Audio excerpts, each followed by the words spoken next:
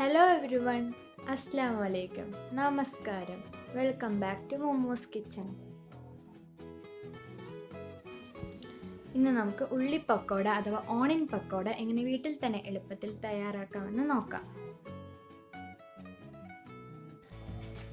Ingredients: സവാള 3 എണ്ണം, ഇഞ്ചി 1 ടീസ്പൂൺ, പച്ചമുളക് അരിഞ്ഞത് 3 എണ്ണം, ഇത്തിരി കറിവേപ്പില, മല്ലിയില, മുളക് പൊടി 1 teaspoon, Kashmiri chilli powder 1/4 teaspoon, കായപ്പൊടി 1/4 ടീസ്പൂൺ.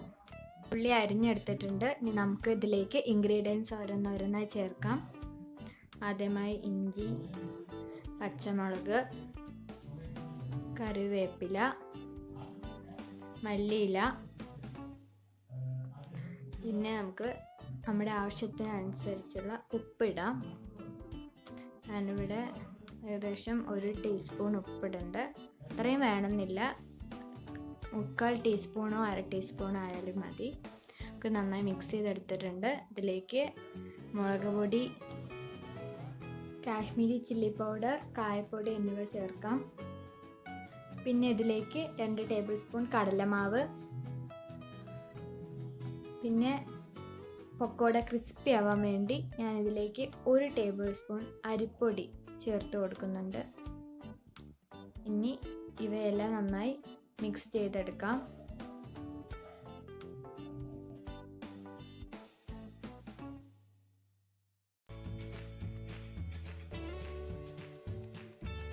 നന്നായി മിക്സ് ആയിട്ടുണ്ട്. നമുക്കിനി ഇതിലേക്ക് ഇത്തിരി എണ്ണ കൂടി ഒഴിച്ച് ഒന്നും കൂടി നന്നായി മിക്സ് ചെയ്തെടുക്കാം.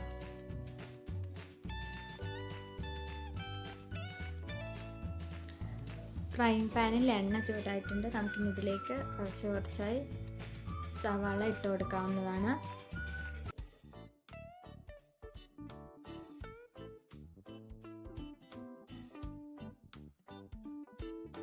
നന്നായി ഫ്രൈ ആവണം.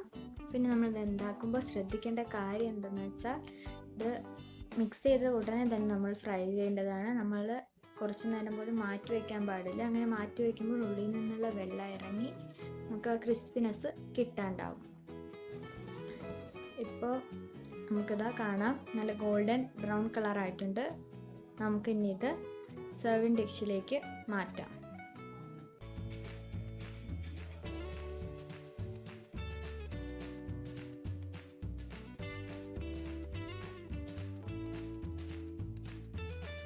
അപ്പോൾ നമ്മുടെ ക്രിസ്പി ആൻഡ് ടേസ്റ്റി ഉള്ളി പക്കോട ഇവിടെ റെഡി ആയിട്ടുണ്ട്. നമുക്ക് വീട്ടിൽ തന്നെ എളുപ്പത്തിൽ തയ്യാറാക്കാവുന്നതാണ്. വീട്ടിലുള്ള ഇൻഗ്രീഡിയൻസ് മാത്രം മതി. നമ്മൾ എന്തായാലും ഇത് ട്രൈ ചെയ്യണം. പുറത്തുനിന്ന് വാങ്ങുന്നതിനേക്കാൾ ഏറ്റവും നല്ലതാണ് ഈ നോമ്പ് കാലത്ത് വീട്ടിൽ തന്നെ ഇങ്ങനെയുള്ള വിഭവങ്ങളൊക്കെ ഉണ്ടാക്കുന്നത്. എല്ലാവരും ട്രൈ ചെയ്യുക. കമൻറ്റ് സെക്ഷനിൽ കമൻറ്റ് ചെയ്യുക. Thanks for watching. ഈ വീഡിയോ നിങ്ങൾക്ക് ഇഷ്ടപ്പെട്ടാൽ ലൈക്ക് ചെയ്യാനും ഷെയർ ചെയ്യാനും സബ്സ്ക്രൈബ് ചെയ്യാനും മറക്കരുത്.